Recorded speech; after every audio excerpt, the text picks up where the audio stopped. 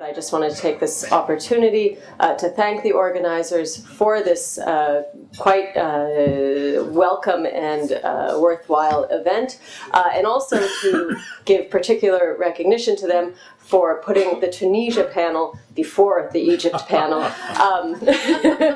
As we know, the revolution and the Arab Spring began in Tunisia. It didn't begin in Egypt, though Egypt kind of tends to take over a lot of our minds when we think about the region. But the Arab Spring began in Tunisia, and Tunisia, of course, continues to play a seminal role in the events as they unfold. I've been told not to give lengthy introductions for each of our speakers, since you have biographical information about them in your packets.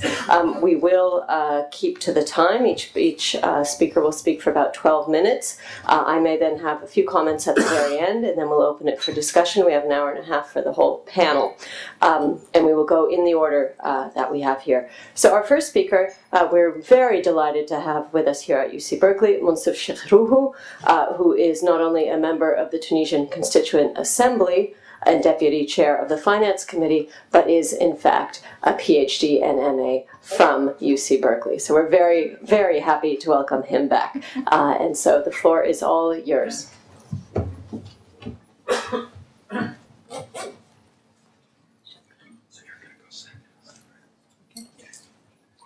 Ladies and gentlemen, I can't tell you how thrilled I am to be here in Berkeley with very, very old friends. The friendship is old, doesn't mean they are old. And I'm very thrilled, except that today, at the same time, I'm very sad with what is happening. I got calls this morning from my son in Tunis, and the news are not very good. Actually, I'm bringing good news and bad news. To those who think that democracy is necessary for development of human beings, there is good news. Democracy is on the move in that part of the world and will continue to go on the move, whatever hurdles are there. The bad news is for those who think that democracy and Islam cannot mix. Because please realize that those countries are majority inhabited by Muslim creatures. And Islam, whether we are religious or not, cultural or not cultural, is embedded there. Islam as a religion or as a culture or the continuation of Christianity and Judaism. Because Tunisia is a country that has been led by the Kahina, which is the feminine of Cohen, Jewish leader who resisted many invaders. Then Tunisia, between century 0 and the arrival of Islam, the 7th century, has been Christian. Very few people forget that. The ambassador of the UK in Tunis wrote a nice book, At Home in Carthage, about that Byzantine period. And Pope John Paul II, when he came to visit us in Carthage, told us that he looked in his records before coming and he found that Tunisia gave, it had another name then, gave 3 popes to Rome. So I told him, you had 3 popes that were beurre. Those who understand French slang know that is the name for young French Arabs with curly hair.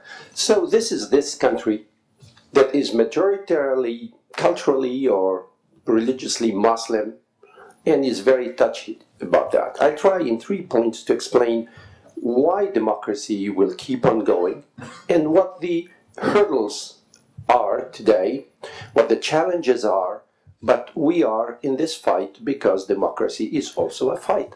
Peaceful, of course. This morning I got a call from Tunis, and I know that demonstrators are very, very numerous around the embassy. In Tunis, they are attempting to tear down the US flag. The Tunisian police is not capable of containing this, and it's very sad news. To my son, who has elected to live next, he bought his apartment next to the US embassy, because all of the family, as you can imagine, is very close to what we see as America today. I would like to start with the first slide to answer the question, We didn't see democracy coming, said President Sarkozy. We had the choice between Islamist warmongers and dictators in Tunisia. No Democrats were there. I will say that starting with this picture that goes back to 1938, it was a demonstration, peaceful as you can see, in the city of Sfax, the second largest city. To the right here is the labor union leader Farhat Hashed, who was leading the unions.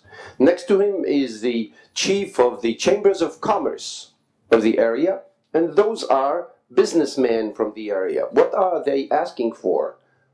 Un parlement tunisien.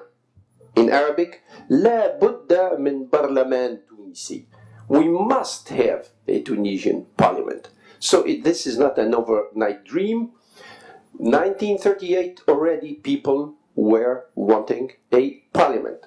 A young man here on the left-hand side, 24 years old, Habib Sheikh-Ruhu, is my father. He started the Le Temps that my dear friend Larry is going to tell you about, an As-Sabah newspaper. And he told me, you keep this picture with you. If you live long enough to see a Tunisian parliament, then pray for me. If you don't, please give it to your children and ask them to pray for us. He never thought his son was going to be elected in that parliament. Democracy is a quest in this land that was among the 3 oldest democracies in the world: Athens, Rome, and Carthage.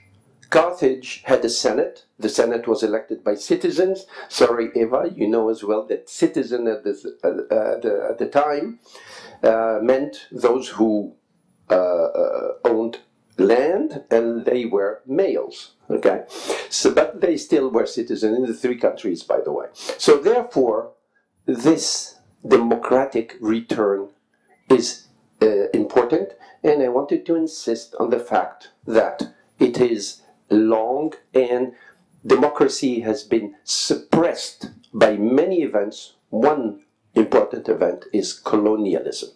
You try to make the colonized people look like dwarfs. They cannot mix with democracy, and if they are Muslims, then Islam cannot mix with democracy, which is not true.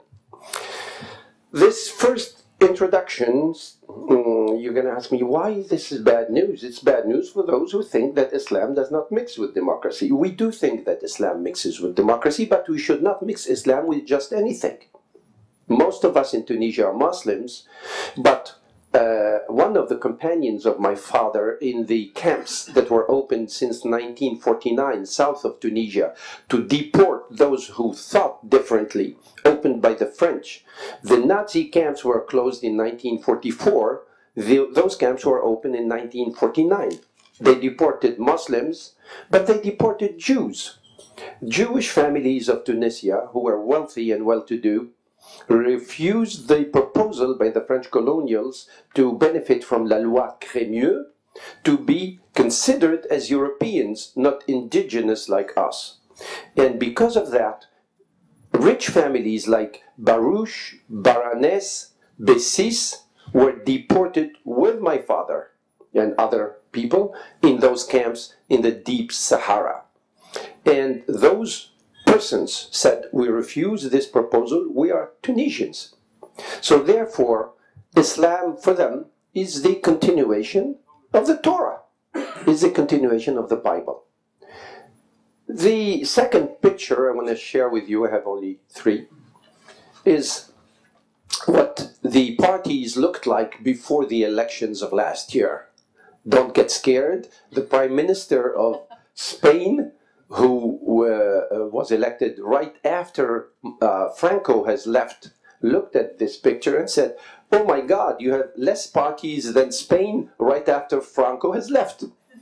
So all this will decant, and there will be major parties.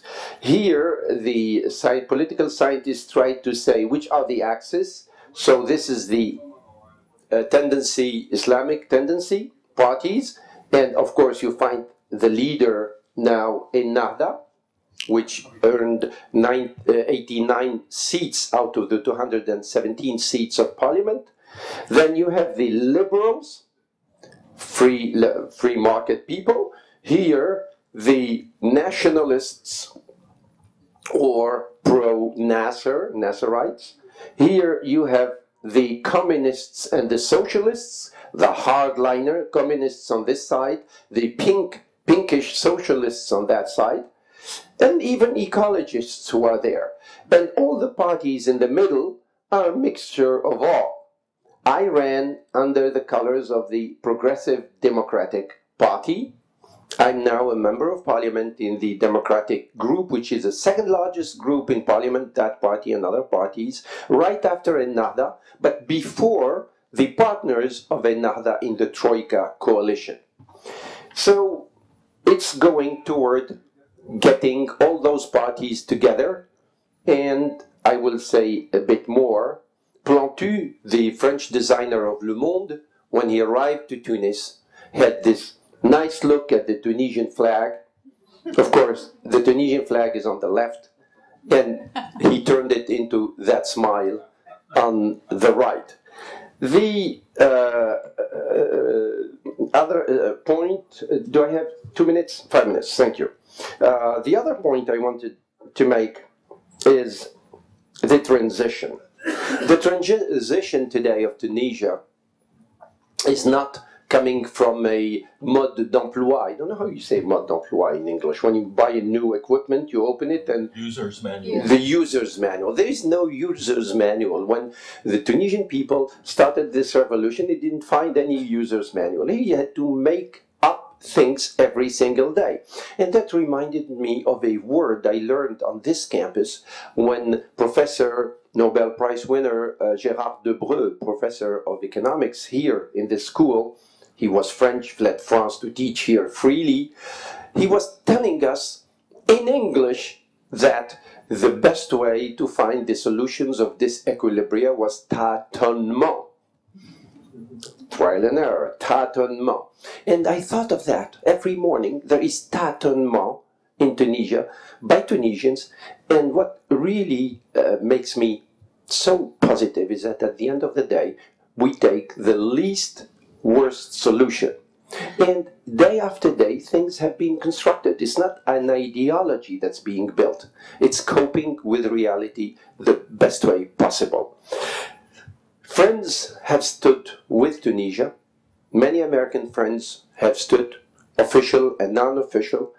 I discovered in Berkeley what democracy at a city level means. Of course, I didn't go to elections, but I was very anxious about who was going to win proposition XYZ, Mayor, Ron Dellums, etc. And we have lived through democracy. So when I was talking to the people in Tunisia, I told them, I'm not talking theory, I'm talking Berkeley. Okay? And practice, okay? And therefore, friends of democracy are there. But enemies of democracy are there too. And unfortunately, enemies of democracy are very strong because I thought they would belong to the Islamist parties or to the Salafist parties. No, most of them belong to those who were in power before the revolution, that are reconstituting themselves, and those who are telling us so many things about the former Soviet Union know that the Communist Party did not disappear overnight and ran even into elections. And now they are reorganizing under new names to say, we are against one man, one vote, because the people doesn't understand anything. We want elites to govern, and we want Islam to be considered the enemy, which could lead to a civil war. They are backed by many Western countries thinking that's a good way to fix the Islam problem. That's a mistake. France has been doing that mistake until Mr. Sarkozy's departure. So today, Tunisia, to conclude, is facing what we financial analysts call a J curve. The letter J goes down before going up. We thought the J was going to go up pretty fast. We're going to get our degree and go to work and earn money. The J is taking a longer time than expected. And when I met some US officials in my former trip to Harvard, some of them asked me, what can we do to support this change? I said, politically, I will not give an advice because Eva and Larry are much better than me. But on the economic and social side, please tell the multinational financial institutions that the G20 has put in charge of supporting the Arab Spring in the meeting of Deauville a year and a half ago. Please tell them to consider novel ways of financing this J going up, not through debt. I met Mr. Rogoff in Harvard, and he knows what debt is about, and now he has a small laboratory in Tunisia also reflecting with us. So, no debt immediately, let's say. Why not consider what we call in French eau de bilan? That means participation in the equity side and semi-equity before considering putting new countries into debt. So these are ways and means that we have to develop in universities, in financial innovation, in risk management, to make the world much better to live in. Thank you very much.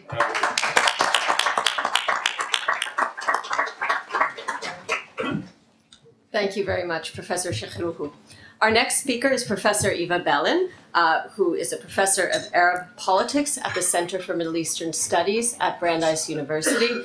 She's also has a long and distinguished career as a scholar of Arab politics throughout the Middle East, but is one of the few people who has been working on Tunisia over the long term. There are many people, of course, who are jumping on the Tunisia boat now, but we're quite lucky to have with us someone who can give us a bit of the sense of the longue durée in Tunisian politics. So we're very happy to welcome Professor Eva Bellin. Well, thank you, Emily. It's a pleasure to be at Berkeley. I was telling Larry, I can't believe I've gotten to be this old and I've never been to Berkeley before. So it's very exciting for me to be here.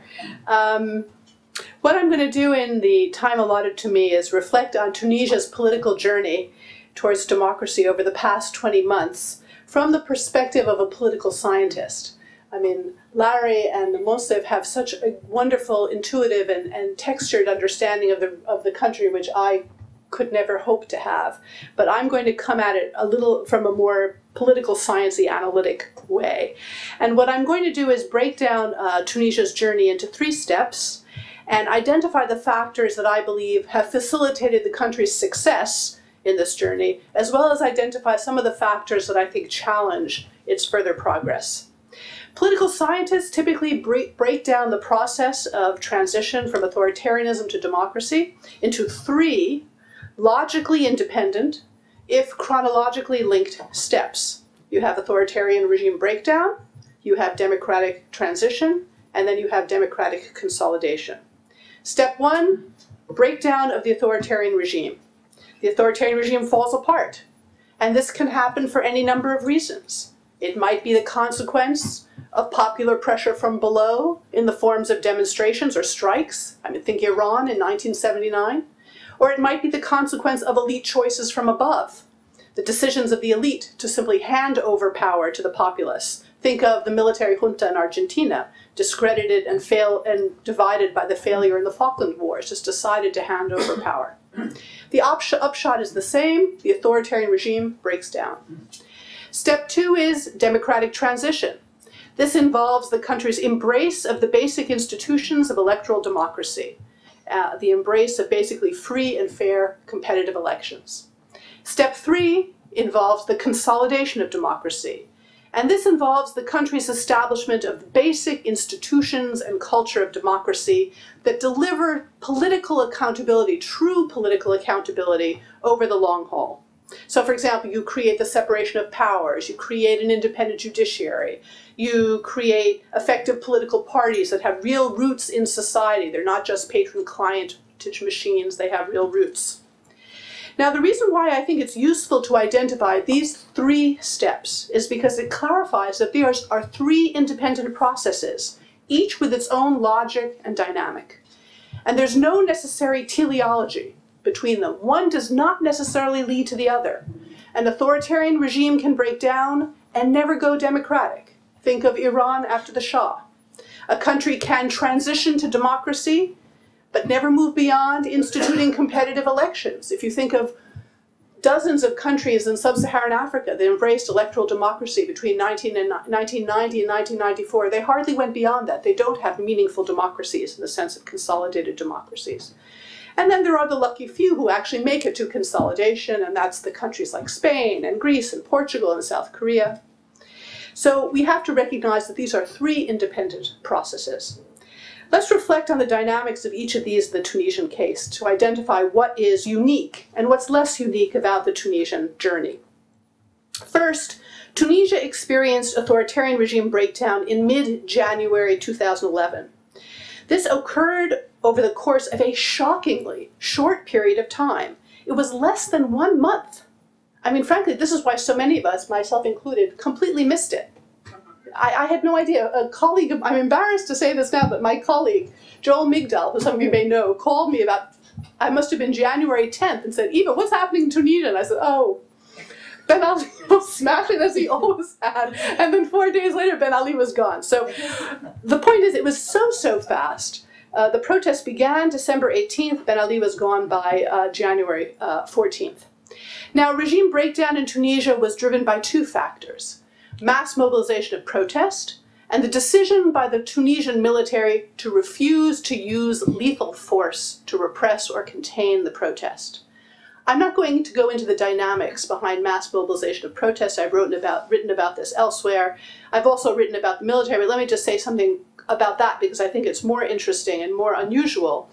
The Tunisian military's decision to refuse to use lethal force is really what distinguishes the Tunisian case, and actually also the Egyptian case, from so many other cases in the region. And this had to do with the professionalism of the military that led itself to see itself as the protector of the people, rather than just the protector of the regime. Very different from the police, which identified itself more as the protector of the regime rather than the people. And I can be happy to elaborate upon this in the Q&A. But there's nothing unique to Tunisia, frankly, about the way the regime broke down, the authoritarian regime broke down. The logic that was at work in Tunisia we see in the Philippines and Indonesia. It's a very similar process. So let's turn to the second step, democratic transition. This has also been an equally breathtaking process. Tunisia is the first Arab country to successfully transition to electoral democracy in over 50 years. It has successfully embraced the defining institutions of electoral democracy, that is, competitive elections that are basically free and fair. Tunisia achieved this in October of 2011. It had this free and fair national election of the Constituent Assembly, which was tasked with writing the country's constitution and governing the country for an interim period of a year or so. Now, what explains Tunisia's success in carrying out this step in democratic transition? There are many factors that come into play, but I will identify 5. And this comes out of the political science literature. What are those 5 factors that explain Tunisia's success? The first, elite consensus and commitment. In Tunisia, there was ideological consensus among the entire political elite that democracy was the only game in town. All were committed to instituting the democratic process, from Ennahda, the secularists, to the communists. And such consensus is absolutely key. Historically, elite consensus proves more decisive than anything else in shaping success's democratic transition. Socioeconomic factors, institutional endowment, geographical neighborhood, those things are all important, but elite commitment is really the most important thing. And this is why even countries like Mali and Mongolia, countries that existed in completely inauspicious terrain for democracy, managed to transition. And so Tunisia was blessed, as those countries were, with an elite committed to the process. Second, you had military retreat. In Tunisia, the crucible of coercive power, the military, was committed to seeing the democratic process go forward. The military, for reasons that had to do, historical reasons having to do with, well, I won't go into it here, but it was small and professional and apolitical. It did not seek to monopolize power. It stepped aside. It embraced the idea of civilian oversight. This was also crucial to success. Third, Tunisia benefited from inclusivity. In Tunisia, the political process of shaping and executing the first elections was an extremely inclusive process. The Committee for the Protection of the Revolution included representatives of all parts of the political spectrum: Islamists, secularists, labor leaders, feminists, professionals. There were more than 100 members and kept growing as time went on.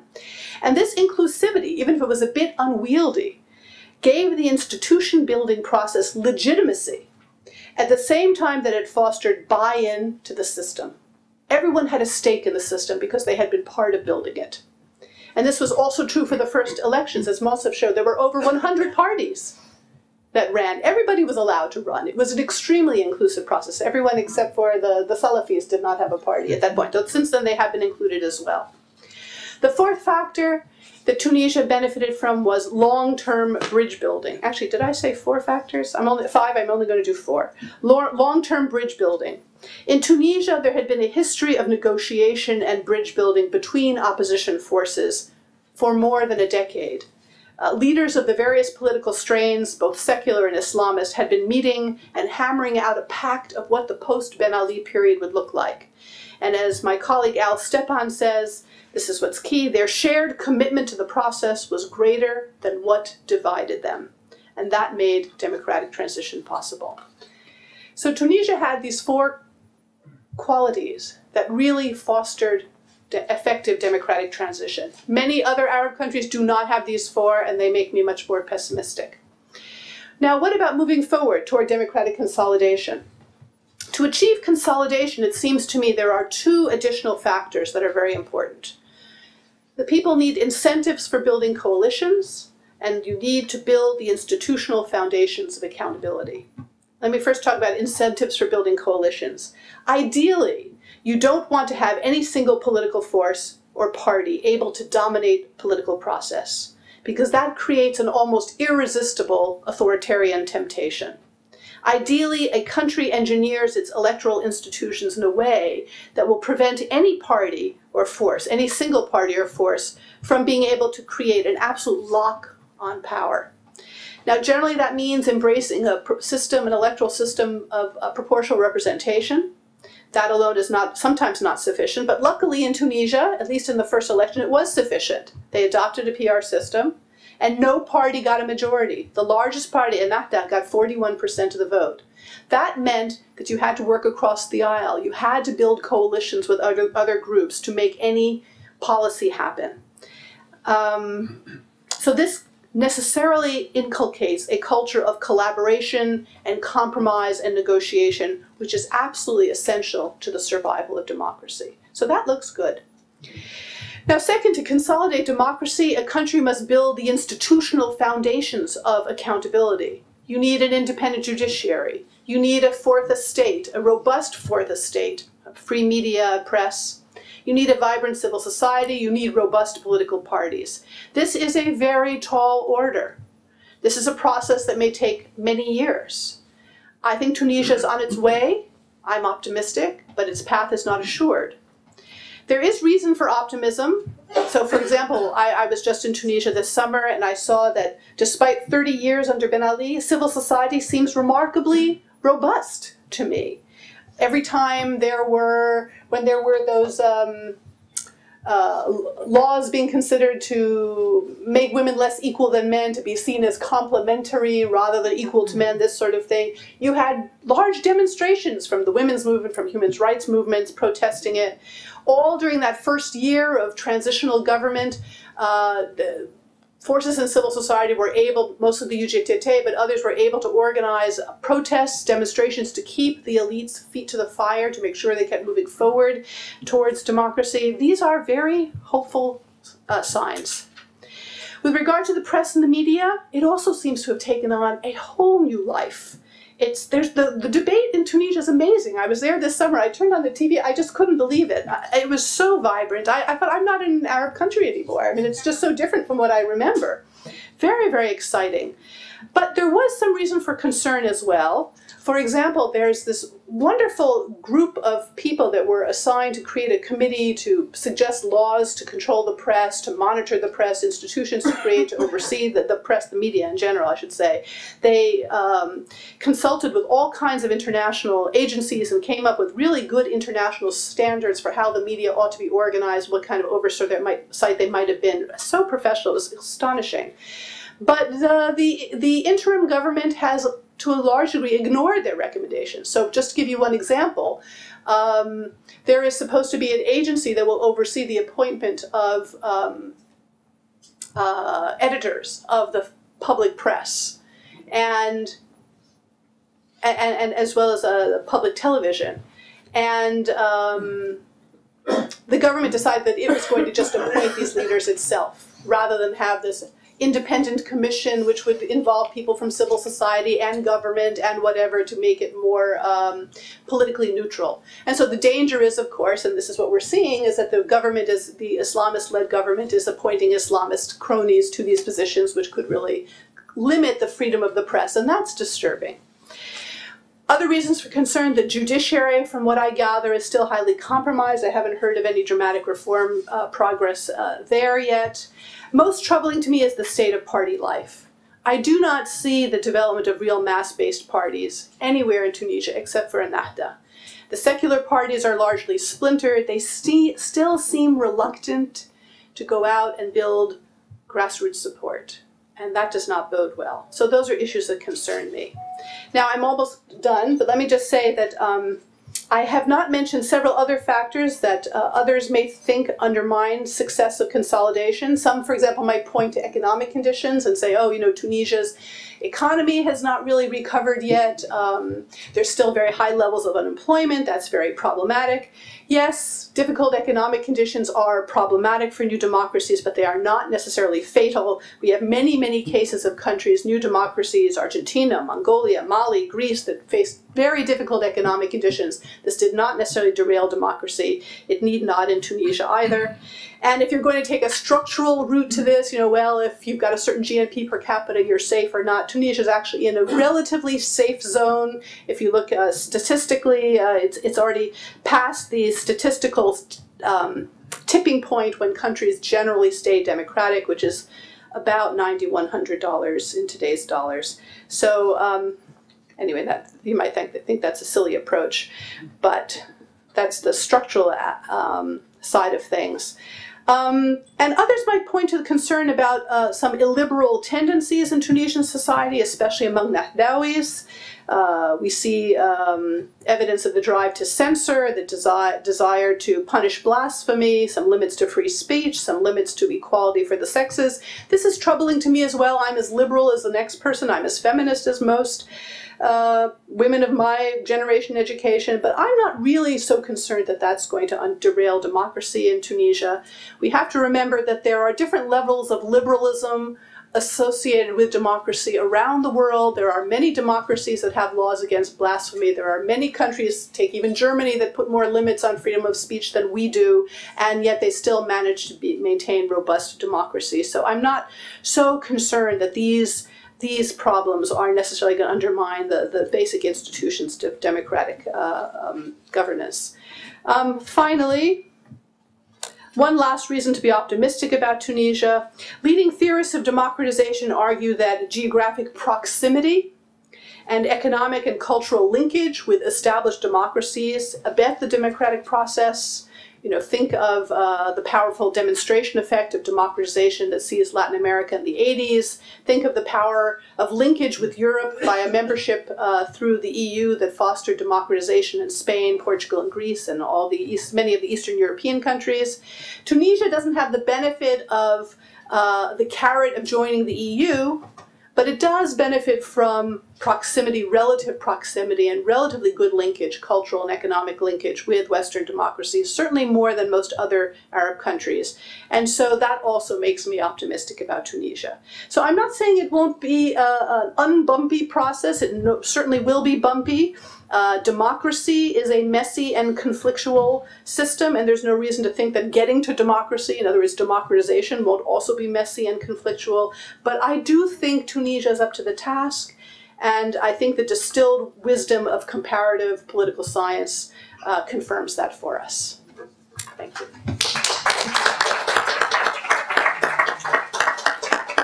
Thank you very much, Professor Bellin. Our last but certainly not least speaker is Dr. Larry Michalak, who is a cultural anthropologist who has been working on Tunisia for a very long time, for decades, and has quite a bit of what Clifford Geertz would call local knowledge about Tunisia that I'm sure we'll benefit from. I'll also mention that he is the Vice Chair Emeritus of the Center for Middle Eastern Studies here at UC Berkeley. Thank you, Emily. I'd like to begin by thanking the Council for a Community of Democracies, because I got here really through them. When the Arab Spring first started, I organized a program at the International House, and Jeremy Kinsman was there, and he came back to see me after the talk, and he said, "Oh, that was very good, and we at the Council have done a book about this." And he gave me a copy of A Diplomat's Handbook, which is advice for diplomats and NGOs on how to promote democracy. And I read it, and I had coffee with him, and I said, "This is a wonderful book. I especially like the case studies, but you missed the boat because it has nothing on democracy in Tunisia. That's where it all started. You need a case study on Tunisia." And he said, "Could you do that?" And so I did. This is the second edition, by the way, and I'll put in a commercial for it. If you just go to A Diplomat's Handbook on the internet or Council for a Community of Democracies, you can read the whole thing for free. And they're updating it with a third edition, and I just finished the Tunisia chapter for the third edition. I have some copies of it here, but you can find it on the website, and if you are an old-fashioned person and like to read paper, and if you get here before they're gone, you can have one here. But my email is here, and if you take one, you have to promise to send me at least 3 sentences of comments. Now, Tunisia. I'll tell you the executive summary of my case study. It says that the Tunisian uprising was homegrown. It started there, and that's very important because democracy has to come from the people themselves. It talks about what other countries can do to promote democracy, and it talks especially about France because that's the most important country for Tunisia. It's the former possessor of the protectorate over Tunisia for 75 years. And France supported Ben Ali unstintingly, and even more and more under Sarkozy, so they missed the boat. The United States did a little better. We supported Ben Ali until the second George Bush administration. And then they started encouraging democracy in Tunisia, so much so that the local ambassador got in trouble. He went to visit strikers and things like that, and the Tunisian authorities were refusing permission for him to move around the country. They were harassing American scholars by not giving research permits. The Western democracies in general hesitated to encourage democracy in Tunisia because they thought they had to choose, as Monsef said, between Islamists and autocrats, and they thought that the autocrat was the better choice. Tunisia had its uprising. It started in late 2010 when a vendor burned himself to death in protest because his wares had been confiscated. It was really, he had no political activism at all, but this was used as a spark to start an uprising that very rapidly led to the departure of the autocrat. And Tunisia has been a model. It proceeded very methodically for elections for a constituent assembly, of which Monsef is a member. They have written a constitution, it's in draft, and now they're going to review it article by article, and they hope to have the final constitution by February, and then they'll do a new election. It's interesting that in Tunisia, as it was mentioned, Ennahda, the Islamist party, won a 41% plurality. This was not expected. There was another secularist party, and it was expected to run neck and neck, but it finished with only about 7% of the vote. So Ennahda was very effective in Tunisia, and I'll say more about Ennahda in a minute. The Tunisian economy has gotten worse since the democracy movement. It's partly because of what happened in Libya, because after Tunisia, Gaddafi fell, and it resulted in a ruinous departure of hundreds of thousands of Tunisian workers from Libya who came home, contributed to unemployment. The Libyans are a main source of tourism dollars for Tunisia. This contributed greatly to the declining economy. The most important thing that other countries can do to help Tunisia is to help them with their economy, especially to create jobs so that the democratic government will not be criticized so much. Because there, like here, the economic goodness and badness of the times is a major factor in how people perceive the regime. I agree that in the long run, Tunisians are not likely to give up their hard-won freedoms. And so that is the summary of my article. Now, Tunisia, why did it start in Tunisia? This is a very interesting question. Tunisia had a few conditions that I think were propitious to the start of democracy. And people should have noticed this, but they didn't. I didn't notice it. I didn't expect that there would be a revolution either. But Tunisia has always had a high level of education. In the early years of independence, they spent a third of their national budget on education. Very little has ever been spent on the military. Tunisia has a large middle class.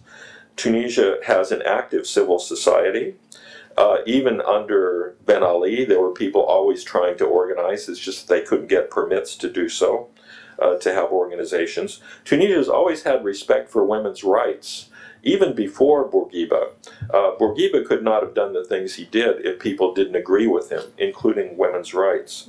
And Tunisia has a relatively homogeneous society. Mind you, the interior is very poor, there are class divisions, but relative to other countries in the Arab world and the Middle East, Tunisia is homogeneous. Everybody there is an Arab, and everybody there is a Sunni Muslim. And you look around the rest of the Middle East, and there are Berbers and Arabs, there are Sunnis and Shias, there are Druzes and Alawites, and God knows what. But Tunisia is homogeneous, and that helps to make it easier for promoting a democracy.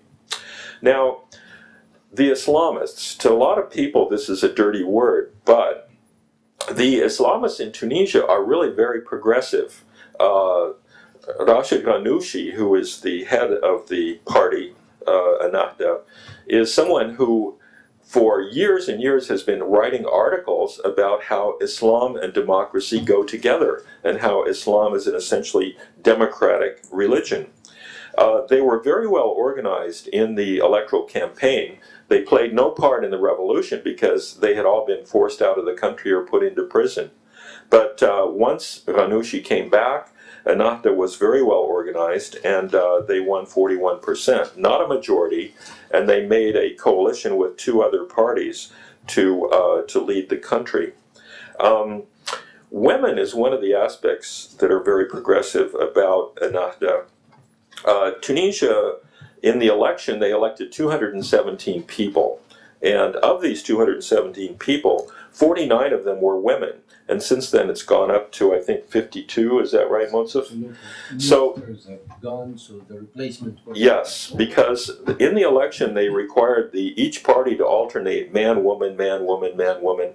Most of the parties had each of their lists in each region start with a man, and they would only get one person elected. So that's why there were more men than women elected.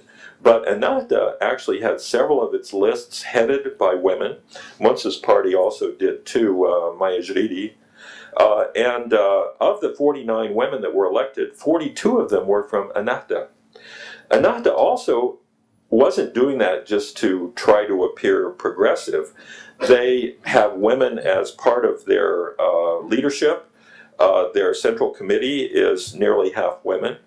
And these women are very active because many of them led their families while their husbands were in prison. They're really tough people. A lot of them are very well educated and work. And so Tunisia is very progressive, even the Islamists, when it comes to women. I should say even especially the Islamists. And by the way, since we have such an intellectual group here, I'm going to give you a quick test. How many Muslim majority countries have had a woman head of state? Muslim majority means most of the population is Muslim, more than 50%. Head of state means a prime minister or a president, which means that the United States has never been one of these. But how many Muslim countries have there been who have had a woman prime minister or president? Okay, there will be 4 alternatives, and I'll ask you to raise your hands. The first is 0 or 1. The second is 2 to 4. The third is 5, 6, or 7. And then the last one is 8 or more. Raise your hands. How many think 0 or 1? Raise your hands. Good for you. How many think 2, 3, or 4? Raise your hands. Okay, 1, 2, 3, 4, 5, 6, 7, 8, 9, 10, 11. Lots of you. How many think 5 to 7? Raise your hands. Fewer. How many think 8 or more? Raise your hands. 1, Stephen Fish. Okay. Well, everybody applaud Stephen Fish. Because the answer is 8. The first country to have a woman head of state was Pakistan, Benazir Bhutto, that's 1. Bangladesh in 1991, Khalida Zia and Hasina Wajid later, that's 2. Turkey, Tansu Çiller, Prime Minister in 1993, that's 3. Indonesia, Megawati Soekarno Putri, Indonesia, the biggest Muslim country, 2001, President, okay. Senegal, Madior Boye was Prime Minister from 2001 to 2002. Senegal is 94% Muslim, and their first president was a Christian. How's that? 6th, Kyrgyzstan, Rosa Otunbayeva, president in 2010. Number 7, the Kosovar Republic, and if there are any Serbs here, I apologize. You can say that it's 7 instead of 8. But Atifete Jahjaga was elected president by the Kosovar parliament in April 2011. And number 8 is Mali. Sise Miriam Kaidama Sidebe became prime minister of Mali in April 2011. So women are actually more important in the Muslim world than a lot of people think. And the interesting thing about these statistics is that most of these are recent, so it shows that there is a progressive trend toward democracy.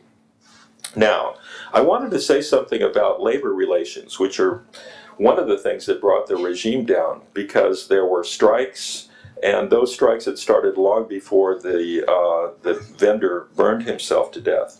The UGTT, the National Labor Union, had discredited itself, but labor will be very important in achieving a good Tunisian economy, because they shoot them in their foot each time they have a large strike. The article that I wrote has lots of advice for diplomats and for NGOs for promoting democracy, and I won't go through them, but one I will talk about because Monsef is here, and that's on the press. The Tunisian press, under Bourguiba and Ben Ali, was just so subservient. They kissed ass so much, it was embarrassing. And I love to read the newspapers. I spent 4 of the last 6 years in Tunisia, and this is Monsef's family's newspaper, Le Temps. And so you pick up Le Temps. I just picked these up on my way out of the door this morning on a whim. But you find on the front page, Ben Ali. And the next day you find Ben Ali. And the next day you find Ben Ali.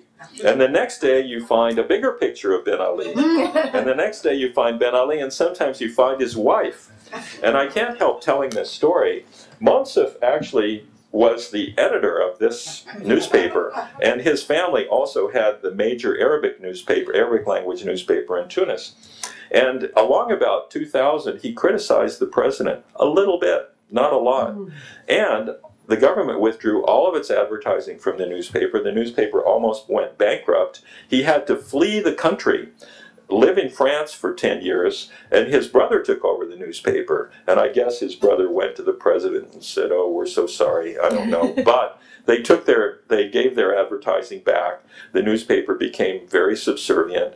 And then that wasn't enough. They forced the Shikruhu family to sell the newspaper to the president's son-in-law. And so now he's trying to get his newspaper back. But a free press is very important for democracy. Unfortunately, the press is trying to win back its credentials for impartiality by being extremely violent in its criticism of the government. I mentioned how the French missed the boat, but actually François Hollande, the new French president, pointed out that the socialists had been consistent about criticizing the French government for being too close to Ben Ali, and that they had expelled the Tunisian party of Ben Ali from the Socialist International. The United States did better, as I mentioned, under Bob Godek, who was a very far-sighted and brilliant ambassador. But the Tunisians, I don't think, have such a positive perception of the United States despite that, because in their eyes, the Iraq War, the Afghanistan War, support for Israel, and so on, tends sometimes to overshadow our other policies. Italy was a very important country for Tunisia. They helped put Ben Ali in power. The pilot that was waiting to fly him out of the country if his coup failed in 1987 was an Italian pilot. And both Craxi and his successor had financial interests in Tunisia. The European Union didn't really push Ben Ali very hard, but everybody is trying to make up for it now by being helpful to Tunisia. I shouldn't be too hard on the French because their tradition of foreign policy is different from ours. The French tradition is that they like to work behind the scenes. And in many instances, they did work behind the scenes to protect dissidents, get them out of the country. The United States did things more publicly. We put our criticisms of Ben Ali on our website, and so on. Conclusion. Tunisia is moving along very successfully on the road to democracy. I'm going to steal Monsef's conclusion, actually, because the other day I was talking to him and he told me that democracy is like a boat that is leaving one shore and going to the other. On one side you have autocracy, on the other side you have democracy, but sometimes the water in the river can be very rough. And that's what Tunisia is experiencing now. I'm optimistic that Tunisia will be successful in the long run, and the democracy that they create will be a special Tunisian democracy, just as each country that becomes democratic has a democracy which is consistent with its own cultural traditions. Thank you very much. Thank you.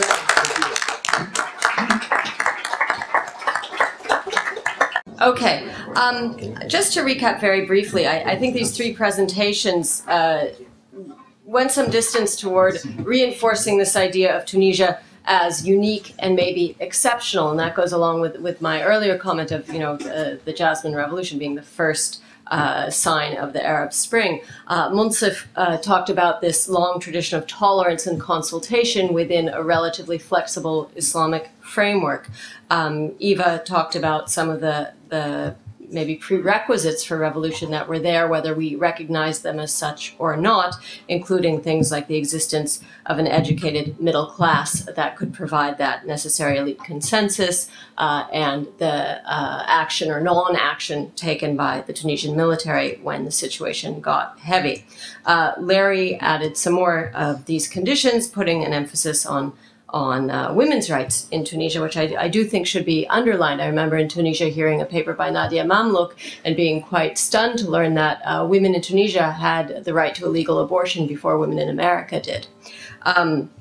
I would add, though, among his 8 countries, with 8 Muslim countries with women leaders, Larry, being a good scholar, used his words carefully, and he talked about Muslim countries, not Arab countries. Not a single one of those countries was an Arab country. So we can think about that a little bit.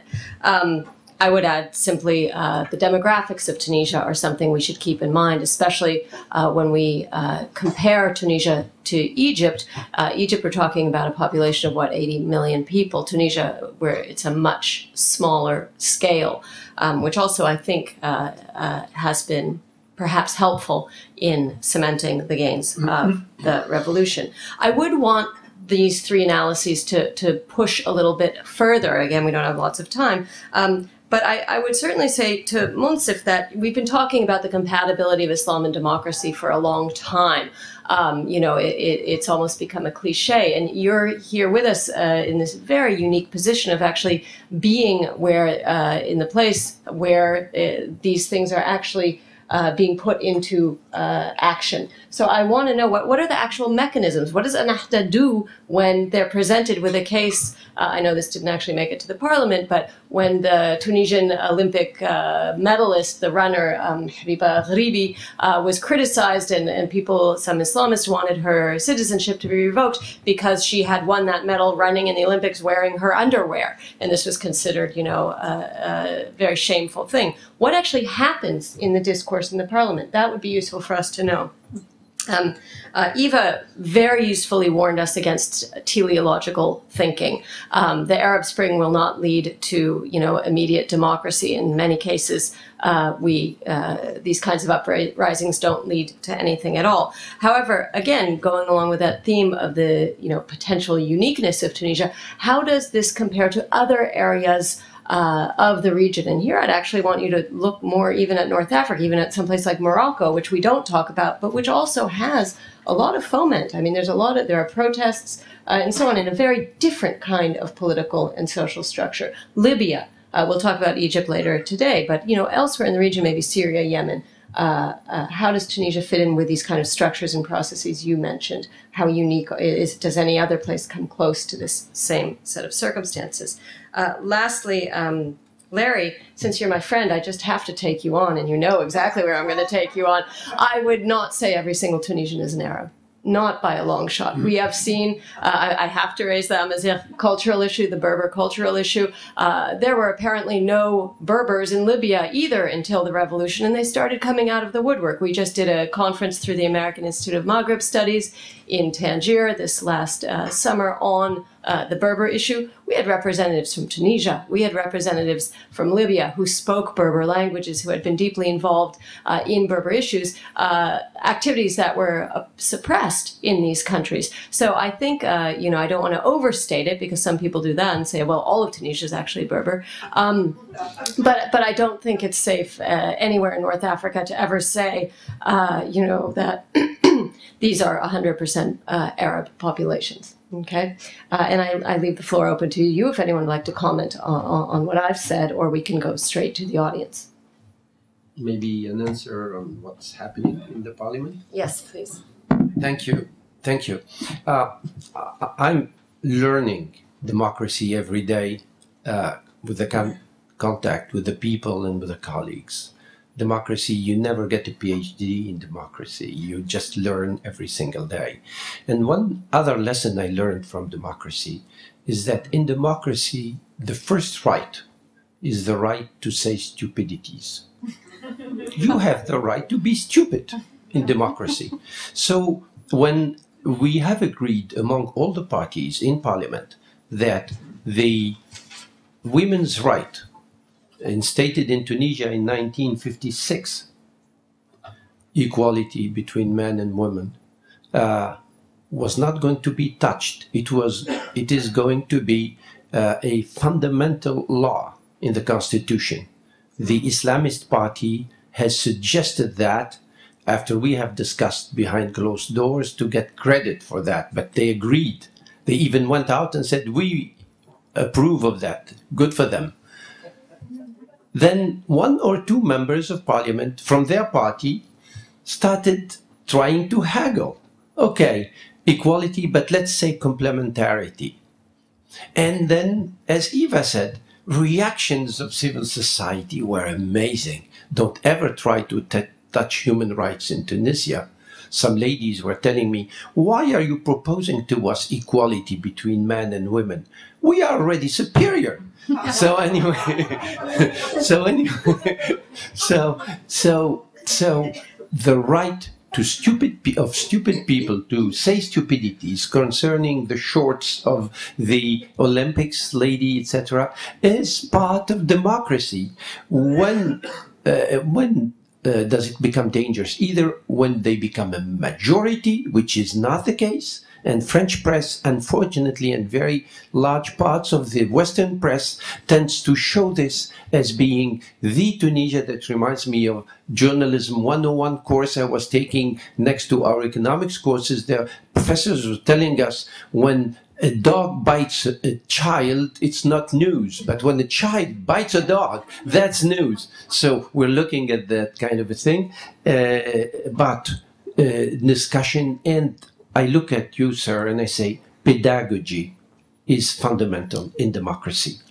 I went to Melassine quarter of Tunis, where I have been elected, and I was telling people, you have children, you have girls, daughters. Do you want them to study and get a job? Yes, they say. So you are progressive? Yes, they say. So you're going to vote for which party? We're going to vote for the Islamist party, Ennahda, not for a Tahrir. That is even more extreme. Said, why don't you vote for the Progressive Democratic Party? Larry was kind enough not to quote that party by name when he said that actually we lost a lot. And I tell you and him why we lost a lot. Because the answer of that father was, I will not vote for you because you are against Islam. There was a movie, Persepolis, that was shown in Tunis during the elections. It was understood as mocking Prophet Muhammad in the houses of people. And those people who are progressive in the workers' parts of Tunis who wanted their daughters to study and work, they told us, but we will not go as far as being against Islam. After all, you will never find a party in Israel that's against Judaism. So therefore, we will not vote for you. So let's be cautious and never underestimate the cost in Tunisia and outside the Muslim world. After all, it's 1/4 of humanity we're talking about here, of defamating the sources of those people. It could be explosive. Thank you. Thank you. Unless anyone has something to add, I will open it. Eva, did you want to add something? Well, I was just going to say something. You asked about the uniqueness of Tunisia, and I just say, if you look at the 3 steps that I talked about, let's first just look at authoritarian breakdown. Remember, you only had 4 to 5 countries where you have authoritarian regime breakdown in the entire region, right? We're talking 22 Arab countries, only 5 saw breakdown. So that already establishes a certain amount of uniqueness. And a lot of that has to do with the position of the military or NATO intervention, but so that already establishes some uniqueness. In terms of transition, really Tunisia is the only country just a little bit behind, but maybe also, but then we're talking 2 countries that have done that, and nobody's consolidated yet. So there's still a fair amount of uniqueness in the Tunisian case. And again, I think things like the professionalism of the military, the consensus about elites, about where things should go, the inclusivity of the process really does distinguish Tunisia from so many other countries and the possibilities there. Good. Larry, we can continue our discussion later. I'm going to open the floor. I would ask you to keep questions brief, and Alice is going to hand you the microphone, so please wait until after I've called on you, and she will come over. Please. Yeah, I want to address the question of the unpredictability of change. Professor Kissinger didn't predict the end of the Soviet Empire, and Arabists didn't predict the end of authoritarianism. And why is that? One word that's been missing from our discussion yesterday and today is the word Gallup. For some years, the Gallup poll in the Middle East has measured opinion throughout the region, North Africa and the Middle East, and has consistently found that when you ask any inhabitant of any of those countries what they think about democracy, overwhelmingly, an average of 70% say, yes, we want democracy. We want freedom of the press. We want freedom to express ourselves. We want representative government. We want rule of law. Almost on every index, there is overwhelming approval for that. That coupled with an age of globalization, Al Jazeera, the social media, international opinion, the fact that major powers are not propping up regimes anymore, should have led us to believe that it was possible. Now, we couldn't have predicted exactly when it was going to happen, but it would seem that policymakers ought to have inclined towards supporting democratic ideas in the region, and we didn't. And I think it's very important for the future to figure out what went wrong and to try to gauge what we can do to correct that. Okay, I'm actually going to take about 3 questions or comments, and then we can deal with them. So, Ambassador. Monsef, je veux parler de la France. Yes.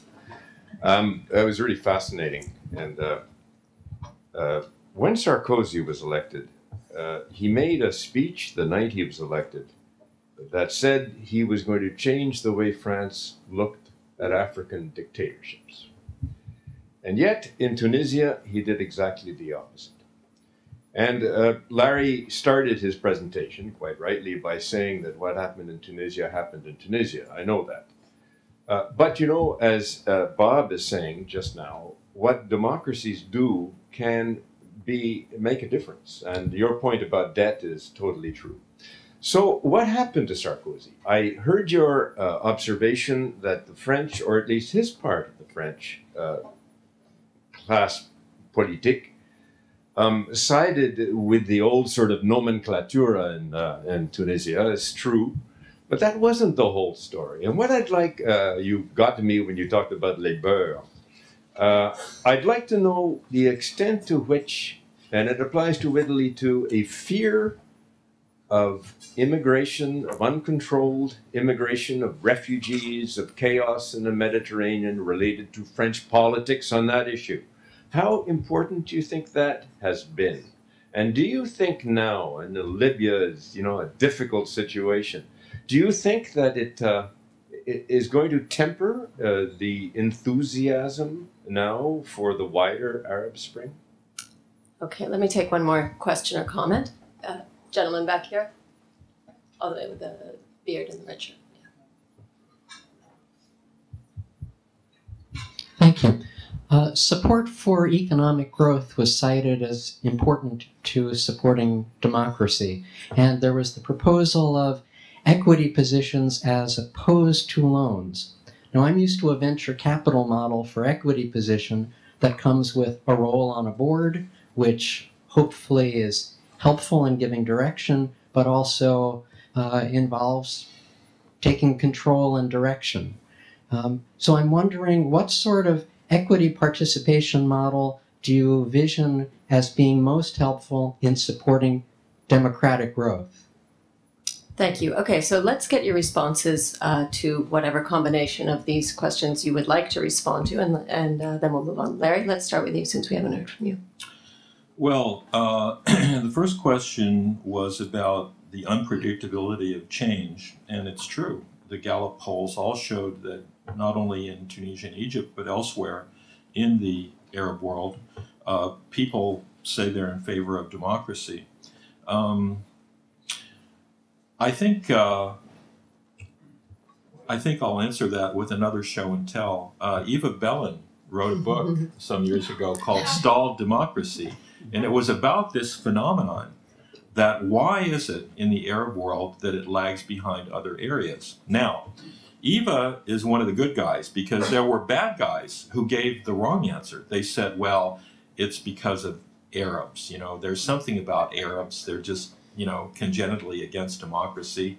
Another bad answer was, well, it's because of Islam. Islam, you know, is against democracy. And those are wrong. Eva had a very sophisticated analysis that talked about what causes democracy to come about. And she talked about the relationship between the state and entrepreneurs and capital. And she talked about the relationship between the state and labor. And she discussed how the labor had been a combination of bought off and suppressed in Tunisia, and the people with money had been co-opted through corruption. And she went on for an even more sophisticated analysis. But I think each country is a little bit different.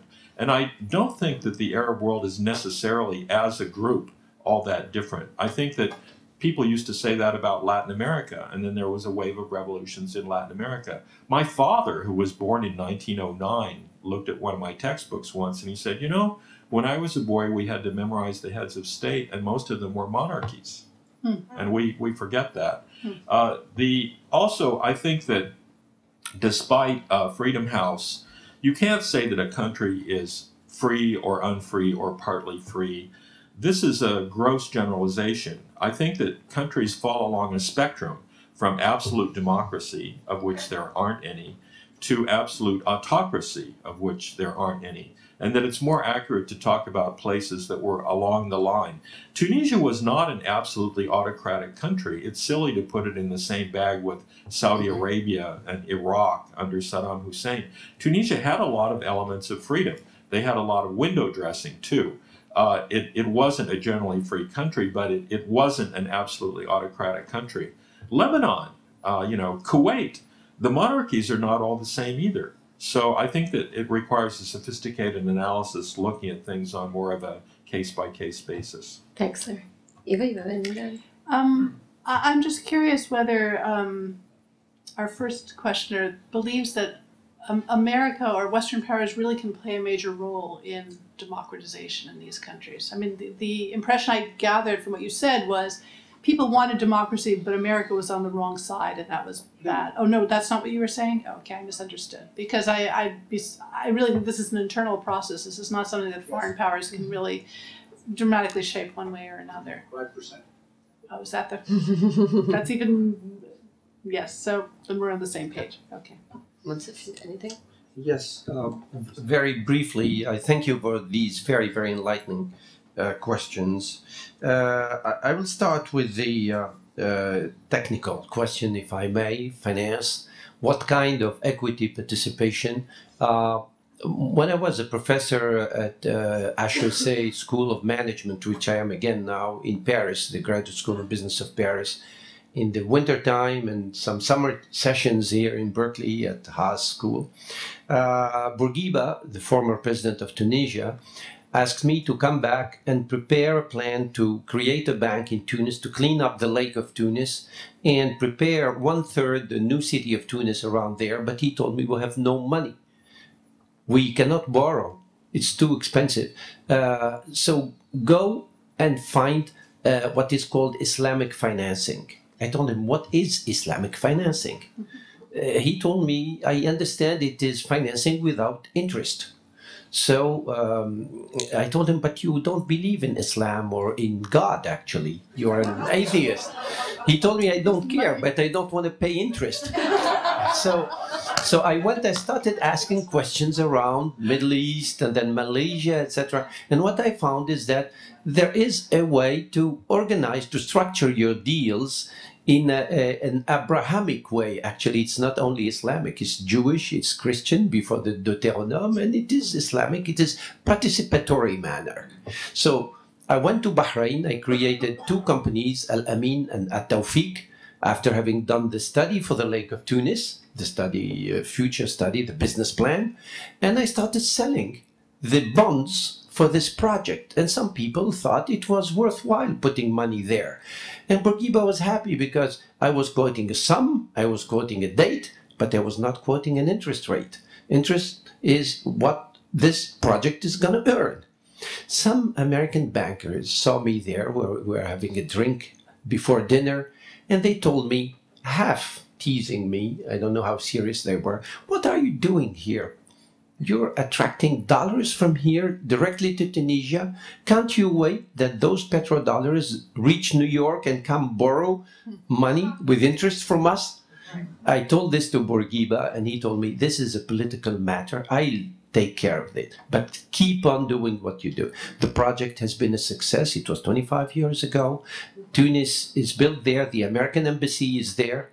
It is modern, and it is distributing dividend every month of July. So this type of example is called the PPP. It is public-private partnerships. This is what I meant. We should develop financial means through equity participation and public-private partnerships. There are pitfalls, but there are advances that are quite numerous. I will not go in more detail. Second, briefly, very, very brief intervention. Gallup. Yes, I was in Paris, as you kindly said, in exile since year 2000. Not only that, but they withdrew my right to publish my newspaper. One morning, I was told by the Minister of Interior, you do not have the right to publish the newspapers of your late father. So I had to go away. I didn't want to beg, and I could not sell fruit like the poor guy who burned himself. So I went back to HEC, where they hired me again. And my son was with me. He was studying in France, but 2 years before the revolution, he left me and went back to Tunis. This is a sign. Before earthquakes, they say that babies recognize some tremors. This guy was not a baby, and he went there. He told me, I have got to be in my country. He was in circles defending the right of internet groups. He used internet with those groups to the point that the BBC, after the revolution, was calling Facebook as bullets used by Tareq Sheikh Ruhu. Because what they were doing during the revolution, when some snipers wanted to shoot Tunisians, is to spot them, to take the GPS position, send it to the military of Tunisia that were clean. 15 minutes later, the military was sending helicopter to collect those guys. And they saved lives that way. And he got a decoration one morning. I told him, your grandfather never got a decoration. Your father never got a decoration. And you, little kid, got a decoration. They felt the revolution. Not only they felt it, I think they made it in a way. We are elected, but they made it. The last remark has to do with the ambassador and France. Yes, Mr. Sarkozy was fearing chaos in the Mediterranean. But Mr. Hollande, who is educated in the HEC School of Management, I mentioned earlier, has learned that the best way out of crises is through growth, because growth brings job, brings wealth, and brings stability. And he is proposing growth to Mrs. Merkel, that is trying to understand what that is, but she's not saying no. Talking about Tunisia, he told me, I am pro what is called co-growth or joint growth, la co-croissance.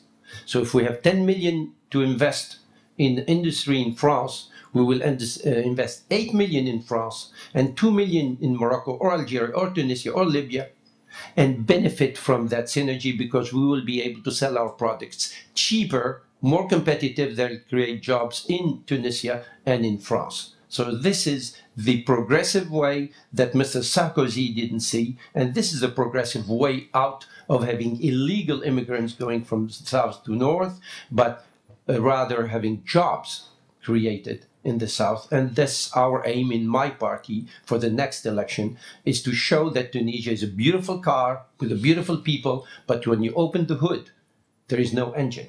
We need engines, we need firms, we need a business-friendly environment. We dare say that. Thank you. Thank you. We probably don't have time for responses, but I know a lot of you had questions or comments, so I'd like to take those, and the discussion can continue perhaps in the break and in the next session.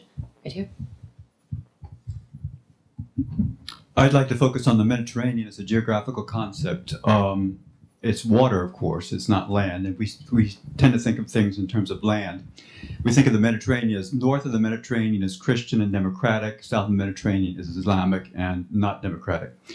And of course, there was a time when Turkish armies were besieging the city of Vienna in the 1500s, 1600s, and there was a time when Berber armies were marching on the Pyrenees mountains, and that was a period too. But if there are countries in the Maghreb which become more democratic and become more open in terms of press and public opinion and elites and so on and so forth, is it possible there might be some sort of an evolution towards, as we think of the European Union, why not as sort of a Mediterranean Union, where you have much more cooperation and much more interchange between north of the Mediterranean and south of the Mediterranean. Of course, some of this occurs in terms of tourism, but it would seem that there might be a lot of other things, for example, educational institutes. There is an American university in Beirut, another American university in Cairo, and so on. But much more of a sort of an openness and much more flow between the formerly not democratic South and the supposedly democratic North. Thank you. Other questions, comments?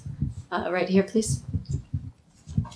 Yes, the panel has talked about the relationship between Islam and democracy and about some Islamist parties. We've heard a little bit about Ennahda, and we haven't heard too much about distinctions among Islamists between Ennahda and Salafiyya in particular. I wonder if the panel would address that. Okay, and I'll give the last word, I believe. Did Peter, you have your hand up? Yes, to Dr. Bartu in the back. Thanks, Emily. My question's for Eva, actually, in terms of this concept of teleology and nations following each other's experience and democracy crossing borders and so forth. Although a lot of these transitions have occurred in unique circumstances over the last decade, the invasion of Iraq, nonetheless, there have been a number of experiences with electoral politics, with democratic transitions, their sequencing, constitution-making processes, Lebanon, Iraq, Palestine, come to mind, despite their, interesting origins of how this came about. Nonetheless, my experience has been from working and visiting in these countries over the years that they're looking very, very closely at the experiences in Libya, in Egypt, and they're looking equally at possible outcomes in, say, Syria, for example, and what kind of processes will emerge there in terms of an eventual return to constitutional government once some kind of framework for peace is sorted out. Thank you. Okay, maybe you can each have a 1-minute response, Larry. Oh my goodness. I'll pass. Okay, Eva, 1.5 minutes. Oh my goodness. I mean, I give entire lectures on each of those countries. So I'll just say very briefly, Libya, Yemen, this is what the consensus is among political science. The problem is you don't have states in those countries. You have to build state institutions before you, maybe not before, but that's a huge challenge those countries face in addition to building democratic process. So, and in Syria, we haven't even gotten to authoritarian breakdown yet. So it seems very premature to talk about democratization in that context. That's all I can say. Thank you. Mediterranean, yes. When Mr. Rabin was alive, I was one of the persons who worked on what we call the dividends of peace in the Mediterranean. They were huge. He was telling me, I went to the end of the war. I won all my wars as a general, but that will not bring the solution. The solution is peace and is dividends of peace. Unfortunately, a 10-cent bullet ended that. And until today, there will be no peace in the Mediterranean if we don't decide that we want to live together in the same street. Coming back to Ennahda and Salafi, yes, there are Salafists in Tunisia as well. But 9/10 of the Salafists are peaceful Salafists. They're like Mormons or Amish. They want to live their way, the way people used to live 12 centuries ago. 10% of them are jihadi Salafists. They think they lost this earth life, but they want to win their future life in heaven. And they will die fighting for that. These people are to be treated by law. This is our monthly discussion with the Minister of Interior when we summon him in Parliament and we ask him, what have you been doing there? Ennahda is very much afraid of being perceived as a continuation of Ben Ali repression, but because of that they are too weak. Like today, what happened at the Tunisian embassy, at the American embassy in Tunis, right before I came, my son called me and they told me that the police ran away around the embassy. This is not good. Ennahda is weak as an executive branch, and this we intend in Parliament to use it for the next elections. Salafists are there. Those who break the law are to be treated by the law. Brigade Rouge, Red Brigades were combated that way. The others should be existing because they have different ways of life. Why not? Well, I'd like to thank our 3 panelists for outstanding presentations and our audience as well. Thank you so much.